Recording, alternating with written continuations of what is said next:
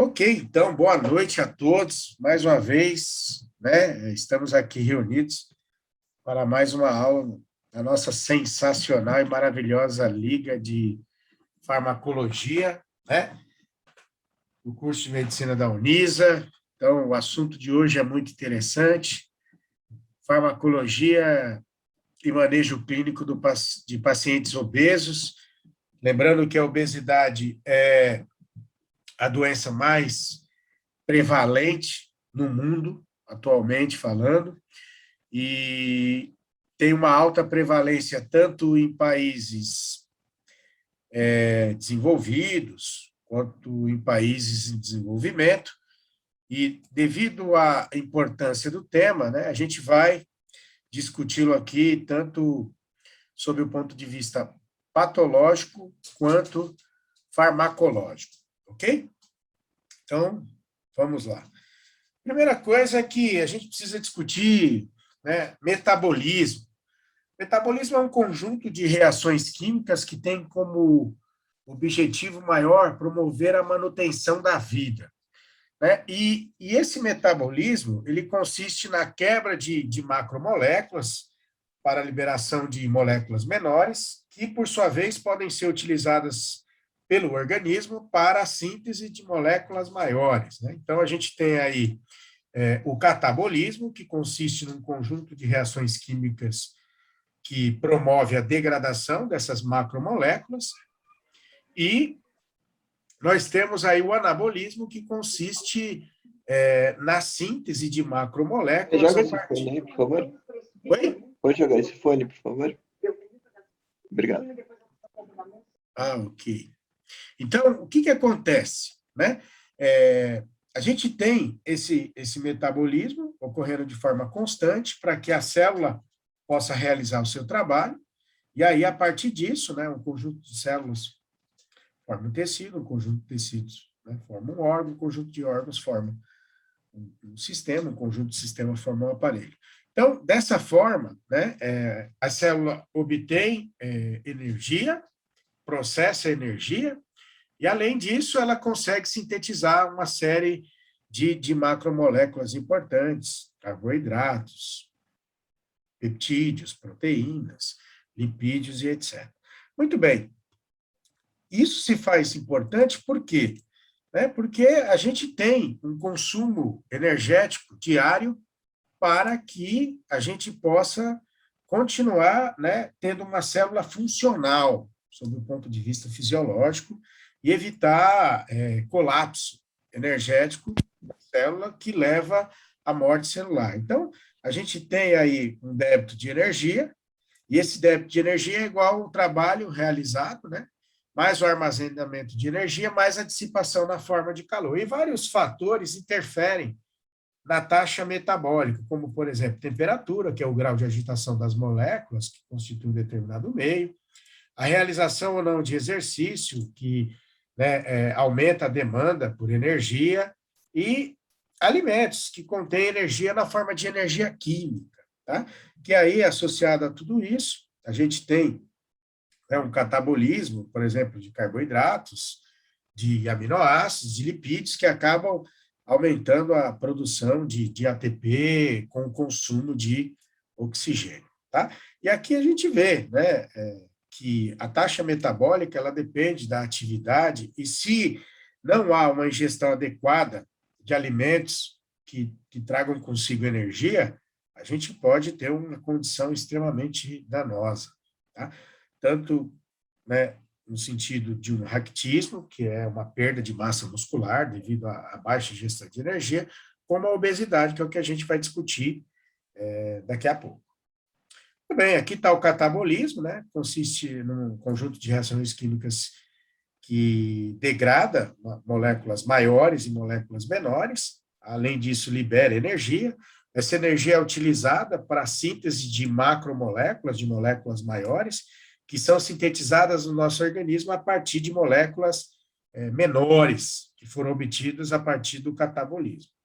Então, tá aqui, o anabolismo consiste em pegar moléculas simples, pequenas, e construir moléculas grandes, complexas, e o catabolismo né, em degradar moléculas grandes e complexas para a liberação de moléculas simples, para que o nosso organismo e nossas células possam utilizar.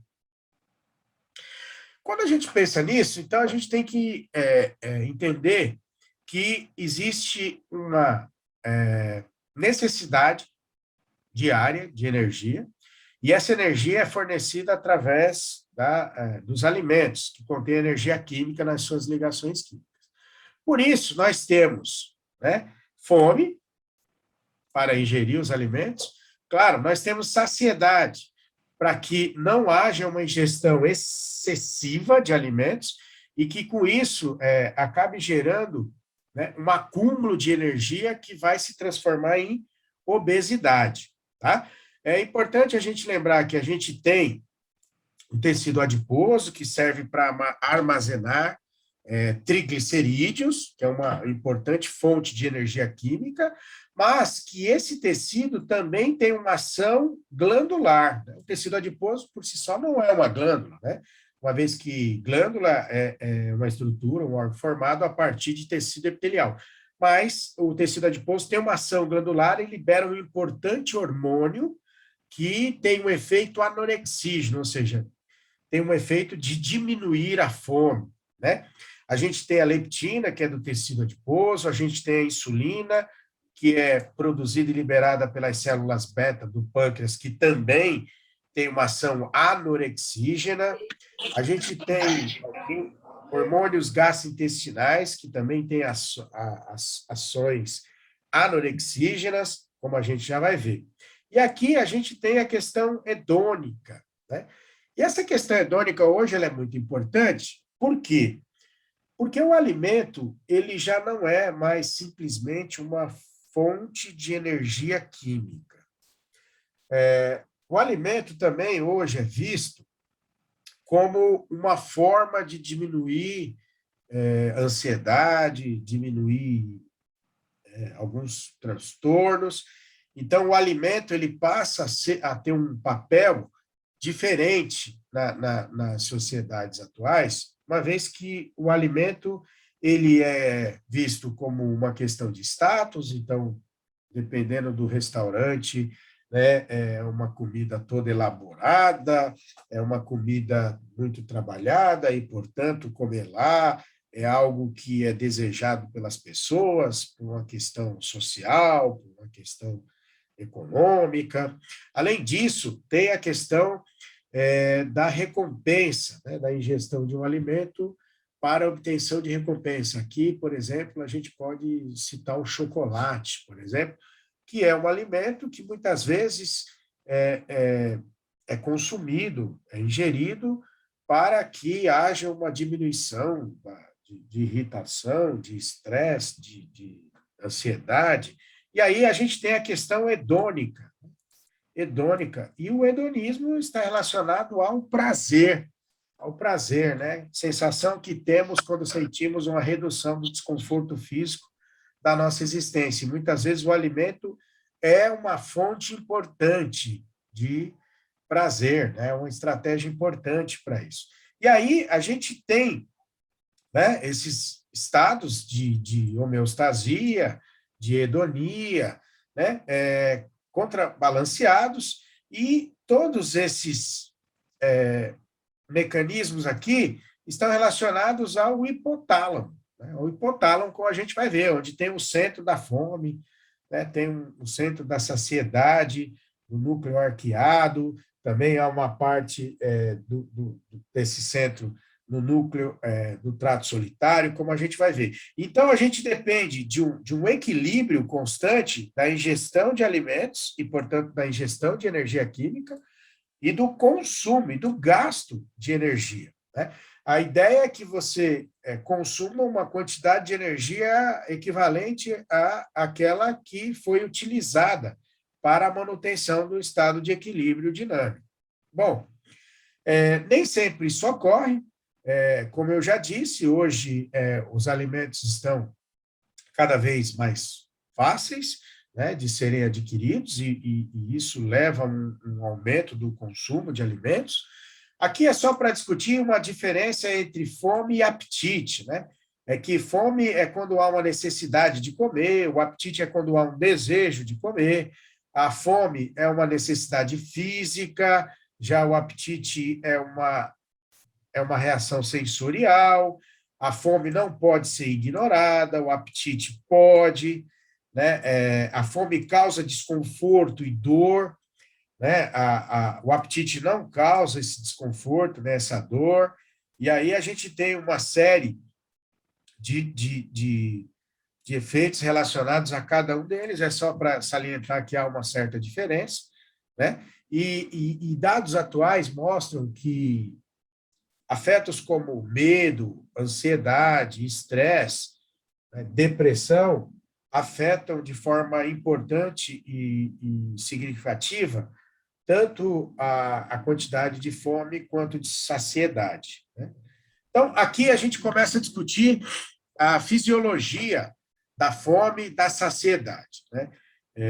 Para a gente entender como é que isso funciona, a gente tem no centro hipotalâmico, né, como eu já havia dito, e a gente tem também no núcleo do trato solitário regiões que controlam a fome e a saciedade. É importante a gente entender que existe uma via hipotalâmica orexígena, ou seja, que está relacionada ao aumento da fome, e que existe uma via hipotalâmica anorexígena, que, portanto, diminui a fome. Para a gente entender, né, a gente tem a via do neuropeptídeo Y e do peptídeo relacionado à proteína a GOLT, que são vias que, quando ativadas, elas causam fome. E a gente tem a via da PONC e a via da CART, né? CART significa transcrito relacionado a anfetamina e cocaína, que é um transcrito que, quando é ativado, diminui a fome e aumenta a termogênese. Daí vocês já entendem por que pacientes que fazem uso de cocaína, em geral, são magros, porque há uma diminuição considerável da fome e há um aumento substancial da termogênese. E essas vias acabam se comunicando com o núcleo paraventricular, né, paraventricular. E dessa forma, a gente tem o controle da fome e da saciedade. É importante a gente destacar que o principal hormônio relacionado ao aumento da fome é a grelina. A grelina é um hormônio produzido no fundo do estômago, tá? E que aumenta de forma substancial a fome, e que normalmente é diminuída pela cirurgia bariátrica, né, onde o fundo do estômago, né, é retirado. E, a partir daí, há uma diminuição importante da quantidade de grelina e, por consequência, esta diminuição da quantidade de grelina acaba diminuindo a fome do paciente, tá? E esse paciente acaba fazendo uma ingestão menor de alimentos. Então, a grelina sem dúvida, a principal substância que aumenta a fome. Existem também endocannabinoides, que aumentam a fome, mas a grelina, sem dúvida, é o principal hormônio relacionado à ativação da via orexígena. Portanto, a grelina ela acaba ativando a via do neuropeptídeo Y e da proteína relacionada à GOLT. Agora, existem várias substâncias que diminuem o apetite. E essas substâncias são produzidas pelo trato gastrointestinal.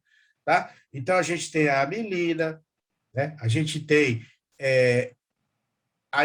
incretinas, tá?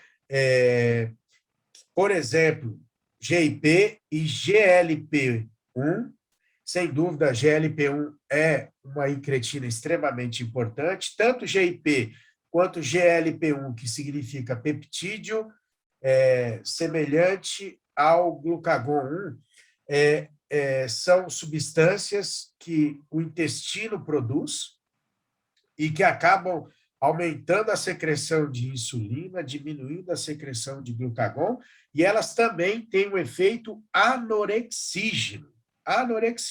A gente tem o peptídeo YY, tá? A gente tem a insulina, que é produzida pelo pâncreas, e a gente tem a leptina, que é produzida pelo tecido adiposo, e todas estas substâncias aqui, elas têm efeito anorexígeno, tá? Anorexígeno. Então, vamos passar aqui para o slide que a gente pode discutir de uma forma mais detalhada estas vias. Então, vamos lá. Aqui a gente tem esta via do neuropeptídeo Y e da proteína relacionada à GOLT, como eu falei, é uma via, né, anorexígena e, portanto, esta via aumenta a ingestão de alimento. Nós temos a via da PONC e da CART, que é uma via anorexígena, em verde, e que, portanto, diminui a ingestão de alimentos. Então, vamos lá. A grelina, como eu disse, é um hormônio orexígeno, e, portanto, a grelina, que é produzida no fundo do estômago, ela ativa receptores que acabam ativando a via do neuropeptídeo Y e do AGRP, que é a proteína relacionada à GOLT. Portanto, a grelina ativa uma via orexígena e, portanto, aumenta a fome. Como eu já havia dito, a insulina, a leptina, o peptídeo YY, a amilina, tá? GIP, GLP-1, são substâncias que ativam a via da PONC e da CART, portanto, ativam a via anorexígena e, além disso, inibem a via orexígena. E, portanto, todas estas substâncias têm a função de diminuir a fome e, consequentemente, diminuir a ingestão de alimentos. Agora, de que forma isso acontece? Bom, a via orexígena, que é a via do neuropeptídeo Y e da proteína relacionada à GOLT, quando ela é ativada, ela vai lá no núcleo paraventricular e acaba fazendo com que ocorra, né, um aumento do apetite. Tá? E esse aumento do apetite está relacionado à ativação de um receptor chamado Y1R, que é um receptor do neuropeptídeo Y. Toda vez que esse receptor é ativado, né, a gente tem um aumento da fome e, consequentemente, um aumento da ingestão de alimento. Até porque o neuropeptídeo Y ele está relacionado à inibição do eixo tireotrófico, da tireoide, que tem ação termogênica. Por isso, o neuropeptídeo Y, ele acaba diminuindo a termogênese e ele causa hiperfagia, ou seja, aumento da fome. Muito bem. E quem que ativa essa via? Grelina, principalmente. E, só para destacar, endocannabinoides também ativam essa via. Em compensação, a gente tem várias substâncias, como eu disse, insulina, leptina, amilina, GIP, GLP-1, peptídeo YY, que fazem o quê? Ativam a via da PONC e da CART. Ao ativarem a via da PONC e da CART, estas vias diminuem a fome e aumentam a saciedade, e, por consequência, elas diminuem a ingestão de alimento. E é importante a gente entender que esta via aqui, ela também atua no núcleo paraventricular, né? Esta via ativa receptores que nós chamamos MC4R, que são receptores, né, de melacortina, do alfa-MSH. E toda vez que o receptor MC4R é ativado no núcleo paraventricular, há uma diminuição da fome, aumento da saciedade e diminuição da ingestão de alimento. Não é à toa que esta via, por exemplo, bloqueia este receptor, né? Quando a gente pega o AGRP, por que ele aumenta a fome? Porque ele bloqueia a via anorexígena. E ao bloquear essa via anorexígena, que é da PONC e da CART, acaba ocorrendo um aumento da fome. E isso pode levar a uma ingestão excessiva de alimentos, né? Muitos trabalhos mostram que pessoas que estão com alguns transtornos psiquiátricos, como depressão, transtorno de ansiedade, acabam tendo um aumento da fome justamente porque há uma desregulação destas vias. E por isso, né, a indicação para esses pacientes de alguns antidepressivos que já controlam o transtorno de ansiedade, já controlam a depressão e também acabam modulando a fome e a saciedade desses pacientes. Além da grelina, né, existem outros hormônios que são orexígenos também, como hipocretina, LCH, orexina, tá? E, para vocês saberem, alguns endocannabinoides também, ok? Muito bem. Então, está aqui, ó, os alvos centrais dos sinais hipotalâmicos, ó, a gente tem a grelina, que ativa a via do neuropeptídeo Y e do AGRP, aumentando a fome, portanto, é uma via orexígena, tá? É produzida no fundo do estômago, lembra disso, porque quando o paciente é submetido a uma cirurgia e retira essa parte do estômago, há uma diminuição importante da quantidade de grelina no organismo do paciente, e, portanto, há uma diminuição significativa, né, da fome devido a uma diminuição substancial da concentração de grelina.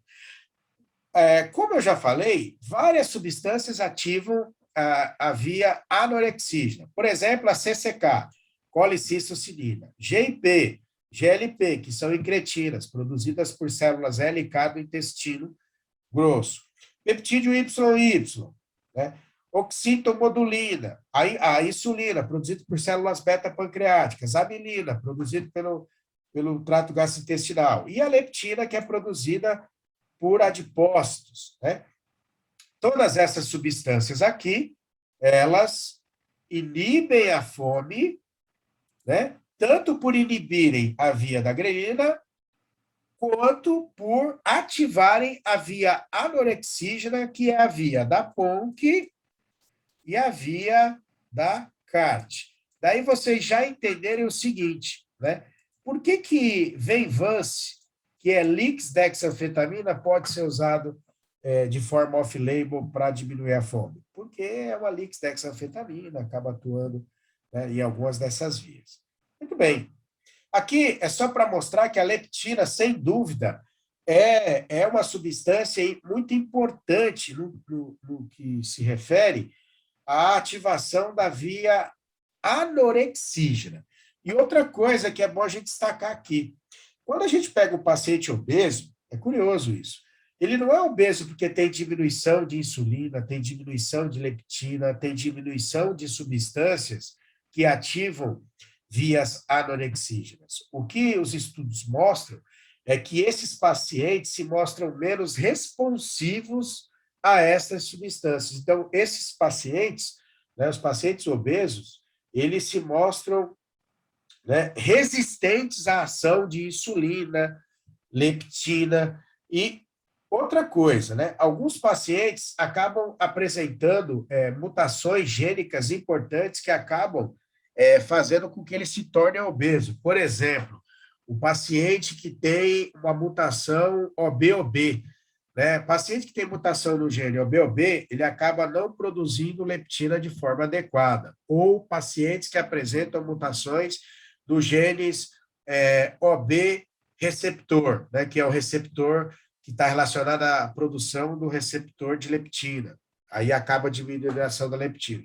E aqui é só para mostrar o seguinte, que a leptina, ela ativa receptores ligados à quinase, que após serem ativados, né, acabam promovendo autofosforilação e fosforilação de outras substâncias intracelulares que acabam modulando expressão gênica. E, por isso, diminuição da produção de insulina ou inefetividade do receptor acabam levando à obesidade, ok? Aqui é para a gente falar das incretinas, que são substâncias produzidas pelas células L e K do intestino, e que são extremamente importantes, porque são células que aumentam a secreção de insulina, diminuem a secreção de glucagon, diminuem resistência insulínica, tem efeito cardioprotetor, tem efeito neuroprotetor, diminui gliconeogênese hepática, por isso diminui a glicemia, aumenta a captação de glicose no músculo, ok? Tem uma série de ações protetoras e benéficas ao paciente.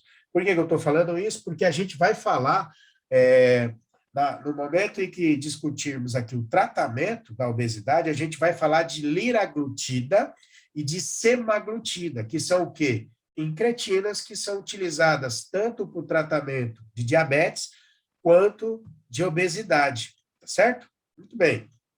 Então, só para reforçar, a grelina estimula a fome, todas estas vias inibem a fome e aumentam saciedade, como a gente já viu.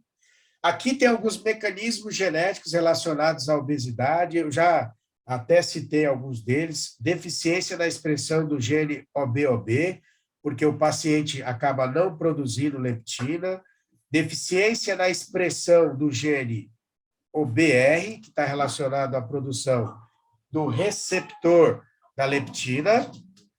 Mutação do gene codificador da PONC, que é aquela substância relacionada à via anorexígena hipotalâmica. E por que a mutação do gene codificador da PONC acaba prejudicando o funcionamento da via anorexígena? Porque acaba diminuindo a produção do alfa-MSH, que é aquela substância que é derivada da PONC e que ativa o receptor MC4R, que está relacionado à via anorexígena. Além disso, a mutação do gene do receptor MC4R também é ruim, porque se há uma mutação nesse receptor, a substância alfa-MCH, que é produzida a partir da PONC, acaba não ativando esse receptor. E dessa forma, a via anorexígena hipotalâmica fica prejudicada e, portanto, o paciente tem uma tendência de ter uma maior quantidade de fome e ingerir uma maior quantidade de alimentos. Aqui é só para a gente ver, ó, aqui é o núcleo arqueado da região do hipotálamo, né? A gente tem aqui, ó, a via orexígena, aqui a gente tem a via anorexígena. Lembra que essas vias se comunicam com o núcleo paraventricular, ok?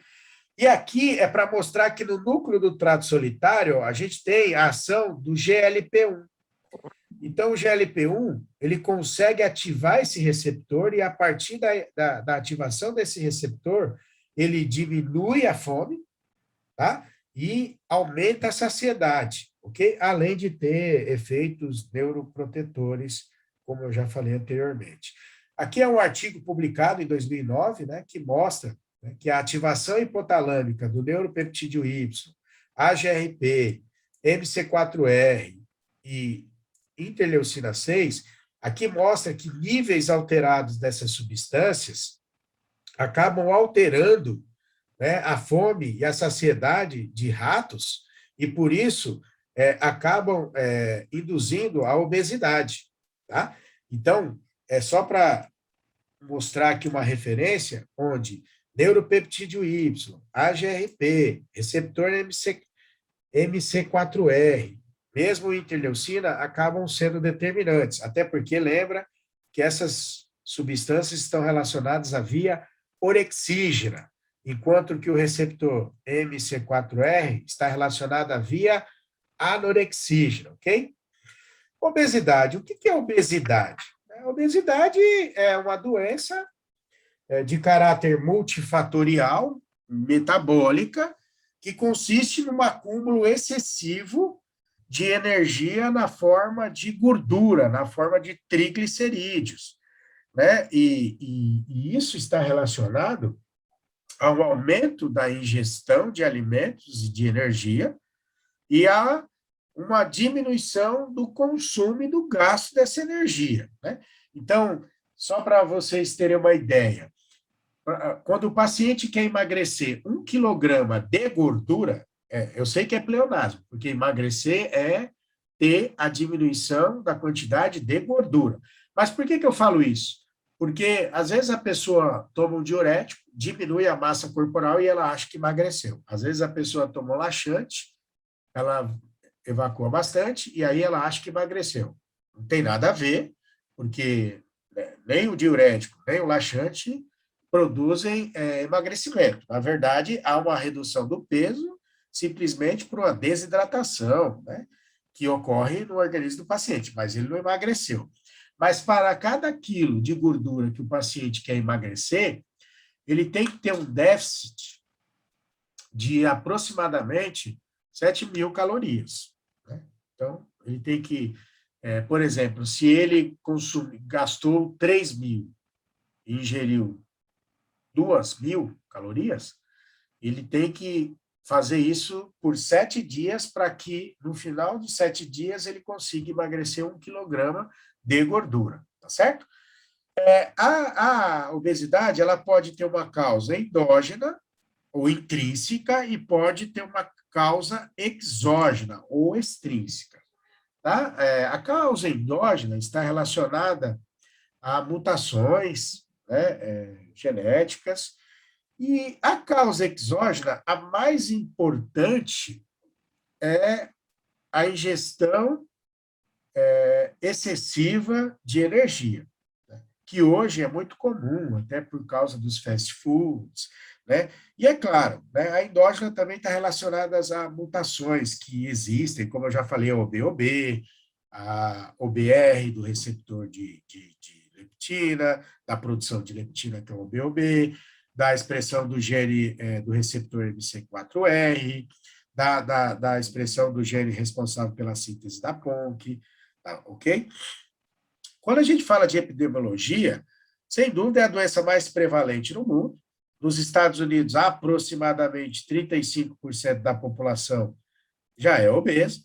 Isso gera um custo significativo. Nos Estados Unidos, algo em torno de 2 bilhões, né? Alguns estudos já mostram um valor maior, mas 2 bilhões, né? Se a gente for converter em reais, acho que está 5,60, é só a gente, né? Em torno de 20% da população, né? De quase metade dos países do mundo estão obesos, tá? No Brasil, a gente já tem aí aproximadamente 20% da população obesa no Brasil. E isso aumentou de uma forma muito significativa e significante, porque em 2008, a gente tinha aproximadamente 10,3% da população. Então, em 13 anos, a gente teve, né, um aumento de praticamente 100% da população de obesos no Brasil. Então, isso, sem dúvida nenhuma, vai gerar um impacto na saúde pública e vai gerar um impacto econômico, né, do sistema de saúde pública.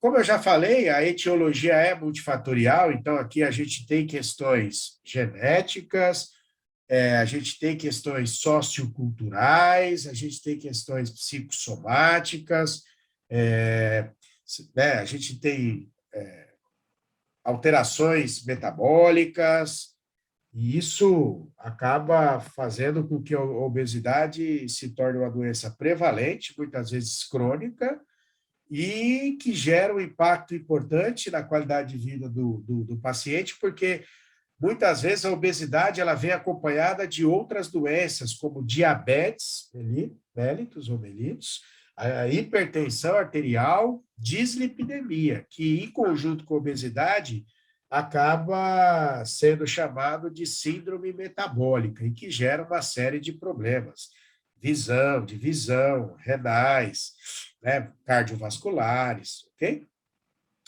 Estratégias usadas para a realização do diagnóstico. É importante a gente dizer que, geralmente, essas estratégias são escritas, são determinadas pela ENICEP e pela Organização Mundial da Saúde, e que, geralmente, levam em conta o sexo, se é masculino ou feminino, levam em conta a idade e levam em conta a etnia. Então, a gente tem diferentes parâmetros para europeus, norte-americanos, sul-americanos, tá? E eu não vou discutir aqui, porque existem os valores padronizados, os guidelines, sugiro que depois vocês deem uma olhada, mas isso modifica de acordo com sexo, idade, tá? E também com etnia, ok? Aqui a gente fala principalmente dos mais utilizados. Então, a gente tem o índice de massa corporal, que é o IMC, que nada mais é do que a massa dividida pela altura ao quadrado. E aí a gente tem alguns valores, né? abaixo de 18,5, de 18,5 abaixo do peso, de 18,5 a 24,9 normal, de 25 a 29,9 sobrepeso, e aí a gente tem obesidade de grau 1 de 30 a 34,9, obesidade de grau 2, 35 a 39,9, obesidade de grau 3 maior que 40, alguns autores já classificam como super obesos acima de 50 e outros super obesos acima de 60. Então, você tem uma alteração. Isso nos adultos, né? Quando a gente pega um idoso, a gente tem alguns valores que são diferentes. E aí já leva em conta se é feminino ou masculino, por exemplo. Então, aqui você vai ver que quando é abaixo de 21,9, tanto para homem quanto para mulheres, está abaixo do peso. De 22 a 27, peso normal. De 27,1 a 30, sobrepeso para ambos os sexos. De 30, agora, quando a gente vai pegar a obesidade grau 1, já muda. Por exemplo, na mulher, de 32,1 a 37. No homem, de 30 a 35. Isso está relacionado a algumas mudanças do acúmulo de gordura, até por questões hormonais. Quando a gente pega grau 2, da mulher, é de 37,1 a 41,9, e no homem é de 35,1 a 39,9. Na mulher, o grau 3 é de 42 ou mais, e no homem, já 40 já é considerado obesidade de grau 3, que também é chamada de mórbida, mas boa parte dos autores não estão mais utilizando mórbida, porque diz que isso é pejorativo, então usa obesidade de grau 3. Né? Então, aqui dá para usar para o diagnóstico a relação cintura e quadril, porque aí você leva em conta a gordura visceral e a gordura subcutânea. Então, você faz uma relação, uma vez que a gordura subcutânea não é maléfica à saúde, é até benéfica, e a visceral sim. Tá? Pode também se usar só a medida da cintura abdominal para fazer, e isso avalia principalmente aí a questão da gordura visceral. Hoje também se usa a relação cintura-altura para fazer o diagnóstico da obesidade.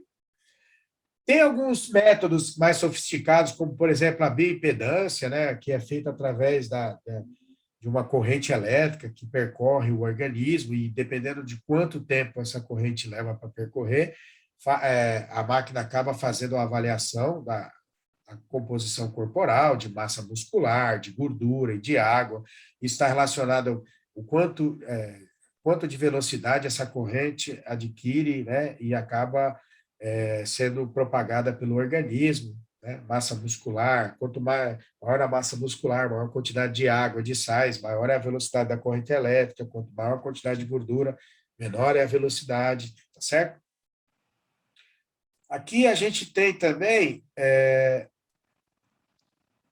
Existem outros métodos, tá? Tem um método que você coloca o paciente dentro da água e aí você verifica o quanto de água é deslocado, né? É chamado método direto de Aristóteles, etc. Mas esses são os mais utilizados atualmente. E é importante a gente destacar que o paciente que tem obesidade, ele tem resistência à insulina. E por isso ele acaba tendo uma hiperinsulinemia, né? E aí, isso leva também a uma diminuição da ação da insulina, e por isso ele acaba tendo resistência insulínica, né? Sem contar que o paciente obeso é um paciente que apresenta uma inflamação crônica e sistêmica, tá? Isso é importante.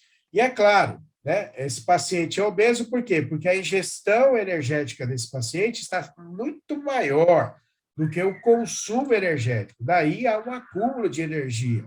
Né? E esse acúmulo de energia leva o paciente a ter obesidade. Tá? E é claro que isso muitas vezes pode estar relacionado à predisposição genética. E aí não tem muito o que fazer. Tá? Não tem muito o que fazer. De fato, em alguns pacientes com mutações, acaba sendo complicado, né, a perda de peso por parte desses pacientes, e que muitas vezes precisam de tratamento farmacológico de forma crônica, né, como diabéticos, hipertensos e etc. Muito bem. Né, a gente já falou aqui da questão genética da obesidade. Como eu disse, o paciente obeso é um paciente que apresenta uma inflamação crônica, e sistêmica, ele tem elevação de várias citocinas inflamatórias, interleucina 6, TNF-alfa, tá? Esse paciente, em geral, apresenta hipertensão, e os motivos pelos quais ele apresenta hipertensão, por exemplo, aumento do angiotensinogênio, que pode ser transformado em angiotensina 1, que pode ser transformado em angiotensina 2 pela ECA, e isso leva à hipertensão. Esse paciente apresenta hiperinsulinemia, tá? Ele apresenta aumento dos ácidos graxos livres na corrente sanguínea, ele tem aumento de resistina, ele tem aumento de leptina, mas a leptina acaba não tendo um efeito satisfatório devido a uma resistência às ações da leptina, assim como às ações da insulina. Ele pode ter aumento de lactato, que pode levar a uma acidose lática. Ele tem aumento do inibidor da ativação de plasminogênio, né? Então, lembra que o plasminogênio, quando é ativado, ele é transformado em plasmina, e a plasmina dissolve a rede de fibrina. Então, esse paciente acaba tendo uma maior propensão a tromboses. Então, por isso que o paciente que é obeso, ele tem inflamação crônica, risco aumentado de trombose, ele tem risco aumentado de diabetes tipo 2, já que ele tem uma resistência insulínica, ele tem aumento, né, do risco à dislipidemia, porque há aumento de ácidos graxos livres, também tem um aumento de LDL, ele tem aumento de hipertensão devido ao aumento da concentração plasmática de angiotensinogênio, né? Então, esse paciente ele vai apresentar uma série de distúrbios importantes. E aí, é claro, ele vai ter o risco maior de aterosclerose, que pode gerar o quê? Junto com a trombose, o tromboembolismo, e aí eu posso ter um infarto agudo do miocárdio, se atingir o coração, eu posso ter um acidente vascular isquêmico, se atingir o sistema nervoso, e eu posso ter um tromboembolismo pulmonar, uma embolia pulmonar, se atingir as regiões dos pulmões. Tá? Aqui é um artigo antigo, mas que já mostra o importante impacto econômico que a obesidade causa no sistema de saúde pública, né? Está antigo, mas já dá uma ideia para a gente aí do custo econômico disso. Aqui é para mostrar o prejuízo que tem o paciente obeso nos mecanismos de vasodilatação, e por isso ele acaba tendo maior propensão de adquirir hipertensão arterial, né? E essa hipertensão pode atingir valores consideráveis e extremamente danosos aos rins, aos olhos, aos vasos do paciente. E o tratamento? Bom, o tratamento do paciente obeso, ele pode ser feito com diversas abordagens. Sem dúvida nenhuma, uma reeducação alimentar é importante, muito importante, inclusive. A realização de atividade física também, e a mudança de atitudes também aqui acaba sendo importante. E é claro, né, quando isso não funciona, não resolve, aí associa-se a mudança do estilo de vida à farmacoterapia, que quando também não resolve, aí faz-se necessário o uso da cirurgia bariátrica no paciente. Então, sem dúvida, a dietoterapia e a atividade física são importantes, por isso o paciente passa por um nutrólogo, um nutricionista, modifica a sua alimentação. É importante não querer que o paciente faça aquelas dietas impossíveis, né? Olha, você tem que ingerir 600 calorias por dia, né? Essas coisas que o paciente começa, faz 1, 2 dias, depois para. Aqui é só para mostrar os efeitos, né, das intervenções sobre alguns fatores de risco cardiovascular, né? Isso mostra que, dependendo das intervenções, há uma melhora de colesterol, por exemplo, né, o colesterol total, triglicérides, né, aumento de determinados fatores protetores, diminuição de outros fatores. Aqui é para mostrar que quando há uma dieta junto com o exercício, o efeito é maior. Então, aqui há a perda de peso, né, só com a dieta, que é o emagrecimento com a dieta e exercício. Claro, Um, você diminui a ingestão de energia, no outro, você diminui a ingestão de energia e aumenta o consumo de energia armazenada, e isso favorece o emagrecimento. Aqui é um artigo que mostra que a ingestão de fibras ajuda também na regulação da massa corporal e, às vezes, até no emagrecimento, juntamente com outras medidas. E aqui o assunto que nos interessa bastante, que é a farmacoterapia, né?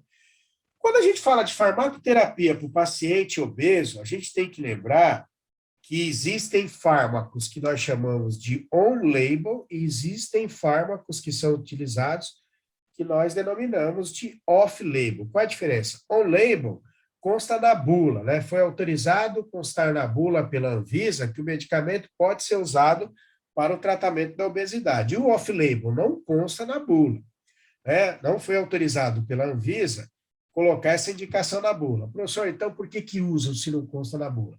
Porque há artigos, né, que demonstram a eficácia e em outros países esses fármacos já são usados para o tratamento da obesidade. Então vamos dar uma olhada aqui. Por exemplo, Orlistat. Orlistat é um label. Locarcerina. Locarcerina é um label. Sibutramina. Sibutramina é um label. Liraglutida. A liraglutida é um fármaco que é semelhante a uma incretina, ele é semelhante ao GLP-1, que é aquele peptídeo semelhante ao glucagon 1, ok? Isso é um label. Agora, a gente tem, por exemplo, bupropiona, que é usado também para tratar depressão e dependência de etilistas e tal. É off-label. A gente tem a naltrexona. A naltrexona é um antagonista de receptores opioides, também é uso off-label. A gente tem a lixdexanfetamina. A lixdexanfetamina é o Venvance, que na bula consta o tratamento de transtorno compulsivo alimentar e transtorno de déficit de atenção e hiperatividade. É o off-label aqui no Brasil. E nós temos o topiramato, que é usado, que foi usado inicialmente e consta na bula, a indicação, por exemplo, para anticonvulsivante. Anticonvulsivante. Então, vamos lá. Quando a gente vai ver os on-labels, a gente tem o Orlistat, tá? Que o nome comercial é Xenical, e o Orlistat, qual é o mecanismo de ação dele principal, né? É inibir a lipase pancreática. Como ele inibe a lipase pancreática, ele diminui em aproximadamente 30% a absorção de triglicerídeos provenientes da dieta. Tá? Ele é usado nas dosagens de 120 miligramas, né? O Orlistat é usado na dosagem de 120 miligramas, e pode ser usado, né? Geralmente você começa com 120 miligramas uma vez ao dia, antes, por exemplo, do almoço, né? Pode ser antes ou durante, tá? Ou até mesmo de 30 a 60 minutos após. Mas geralmente ele é ingerido antes das refeições, tá? Começa-se com a dose de 120 miligramas antes de uma refeição, tá? E depois pode passar para 2 doses antes do almoço e jantar. E se o paciente fizer ingestão de gordura no café, pode chegar até 120 miligramas antes do café, do almoço e do jantar. Tá? A média de peso nos estudos com Orlistat foi por volta de 10,3 quilogramas. Tá? Em torno de 68% dos pacientes conseguiram emagrecer essa média. Quando um medicamento é aprovado para tratamento da obesidade, alguns critérios precisam ser alcançados. O primeiro deles é gerar em torno de 5%, né, de perda de massa corpórea, né? Ou o dobro do efeito do placebo, né? Então, a gente tem esses dois critérios. Tem que atingir aí em torno de 5%, né? Ou o dobro do placebo. Então, aqui, ó, a gente tem que o Orlistat, ele é eficiente, pode ser usado. Agora, ele tem uma reação adversa importante, que é a esteatorreia. O que é isso? Se o paciente fizer a ingestão de uma grande quantidade de gordura, ele vai ter uma diarreia causada pelo excesso de gordura no intestino, e isso já gerou uma série de problemas, principalmente, né, para pessoas com roupas brancas, etc., porque se tiver uma churrascaria, uma pizzaria, né, se ingerir uma feijoada, isso pode dar uma série de problemas. E alguns pacientes apresentaram flatulência, né, distensão abdominal, mas são efeitos. Agora, e se a pessoa tiver uma dieta pobre em gordura? Não vai ser benéfico ao paciente, uma vez que, né, o mecanismo de ação é inibir a lipase pancreática. Ao inibir a lipase pancreática, os triglicerídeos não são transformados em monoglicerídeos e por isso não são absorvidos, né? Lembrando que o Orlistat, ele não, a absorção dele é muito baixa, tá? Em torno de 1% só é absorvido, então ele não gera reações adversas sistêmicas. A gente tem também aprovado no Brasil a locarcerina, né? Que é uma agonista de receptores 5-HT2C, e por isso acabam gerando saciedade. Gerou aqui uma média de 5,8 quilogramas de emagrecimento nos pacientes, fez com que 47,5% dos pacientes emagrecessem, né? Você vê que quando o comparador Orlistat foi uma quantidade bem menor, tá? Pode gerar síndrome serotoninérgica, por isso deve se utilizar com muito cuidado com alguns antidepressivos, como, por exemplo, os inibidores seletivos da recaptação de serotonina e os inibidores da MAO, tá? No Brasil, geralmente, a locarcerina utilizada é obtida em farmácia de manipulação, tá? Né, alguns estudos sugeriram que ela poderia gerar problema valvar, mas depois se mostrou que não gera, porque a gente tem receptores serotoninérgicos em válvulas do coração, mas como o 5-HT2C não está lá, então o risco é menor. Tá? Nós temos a sibutramina, que também é on-label, é aprovada, tá? A sibutramina diminui a recaptação de noradrenalina e de serotonina, e por isso ela pode ser usada, sim, para tratar a obesidade. Geralmente se começa com a dose de 10 miligramas, tá? 10 miligramas. Se essa dose de 10 miligramas, geralmente de manhã, né? Por quê? Porque evita-se o uso de sibutramina à noite, porque como ela diminui a recaptação de noradrenalina, ela pode gerar insônia. E aí o paciente pode ter problemas durante o dia. Então, de manhã, 10 miligramas, se usa por volta de 2 ou 3 semanas. Se não houver um efeito importante na perda de massa corporal, pode-se aumentar para 15 miligramas uma vez ao dia, tá? A sibutramina, ela deve ser evitada para pacientes hipertensos, deve ser evitadas para pacientes que já tiveram infarto agudo do miocárdio, e também deve ser evitada para pacientes que, sabidamente, já tiveram convulsão, né, no passado, ou pacientes que, sabidamente, tenham transtornos de ansiedade, transtorno de pânico. Isso também deve ser evitado, ok? Alguns estudos mostraram que a sibutramina não deve realmente ser usada para pacientes cardiopatas por causa dos grandes problemas. O on-label também que a gente tem no Brasil, então no Brasil tem o Orlistat, locarcerina, sibutramina e liraglutida, que é um agonista dos receptores GLP-1, que é aquele peptídeo semelhante ao glucagon 1, que é uma incretina, né? Se mostrou bastante eficiente, ó, se a gente olhar aqui, ó, 7,4% dos pacientes emagreceram, tá? E tiveram uma perda aí de 62,3% do peso. É uma quantidade, assim, razoável, satisfatória, tá? A dose, para se começar, tá? Você tem aí você pode usar dose de 3 miligramas, mas geralmente não se começa com essa dose, porque pode causar muitas náuseas, vômitos. Então, geralmente, como é que a liraglutida é utilizada, né? O médico prescreve 0,6 miligramas uma vez ao dia por uma semana, né? Se o paciente não apresentou reações adversas como náusea, vômito, tolerou bem o fármaco, passa para 1,2 miligramas por mais uma semana.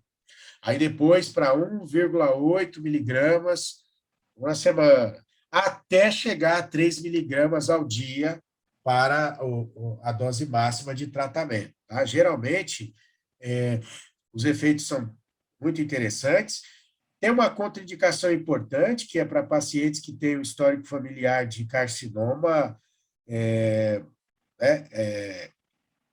de tireoide, tá? Então, é sempre bom perguntar se o paciente já teve alguém na família que teve carcinoma de tireoide, porque se teve, então é contraindicado, porque alguns estudos, né, demonstraram que isso pode ser um problema, por isso que os estudos com humanos sempre excluíram os pacientes que têm carcinoma medular de tireoide, tá? Então, isso é importante. No geral, as reações adversas mais comuns são náuseas e vômitos, então isso é relativamente tranquilo.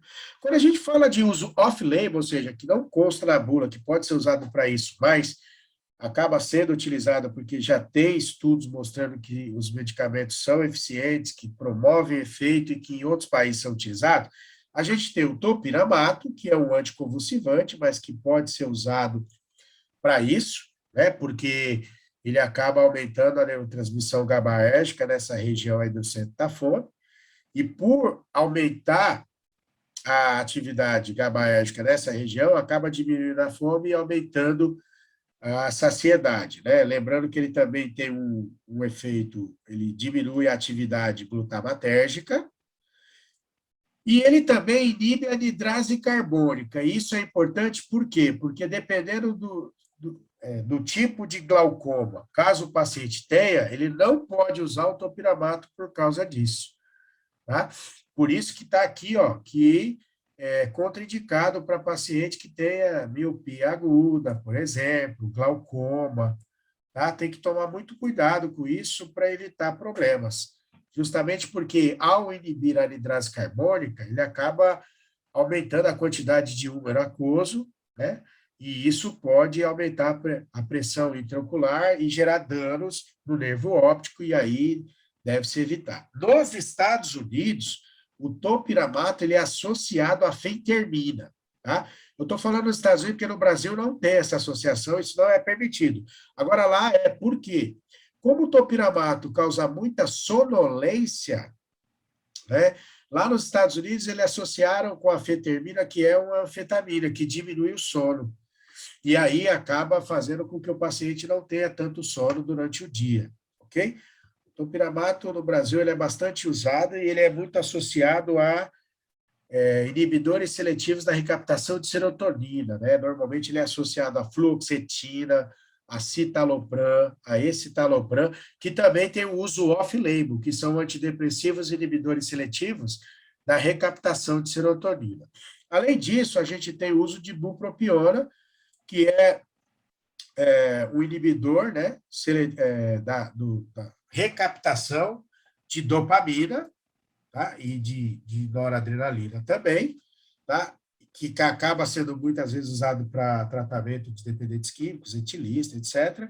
E, normalmente, a bupropiona é associada à naltrexona, que é um antagonista opioide. Por quê? Porque endocannabinoides acabam aumentando a fome. Dessa forma, quando se usa essa associação, você tem o bloqueio de receptores opioides que aumentam a fome, e você tem o aumento da ação da noradrenalina, que acaba diminuindo a fome e aumentando a saciedade. Em conjunto, né, naltrexona e bupropiona promovem um sinergismo, e aí acabam gerando em torno de 6 quilogramas, em média, de emagrecimento em aproximadamente 39% dos pacientes tratados.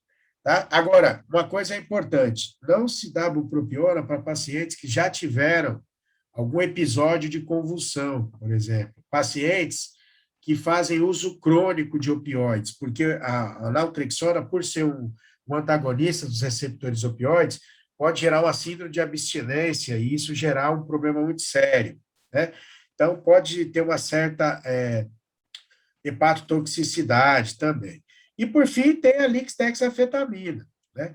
Que, para ser obtido, acaba sendo necessária a notificação amarela do tipo A, que foi inicialmente lançado para o tratamento de transtorno de déficit de atenção e hiperatividade, e que, por tratar-se de uma anfetamina, acaba tendo um efeito naquela via anorexígena, e, além disso, né, acaba também, de certa forma, modificando a termogênese, e por isso também é muito utilizada, né, para o tratamento da obesidade aí, ok?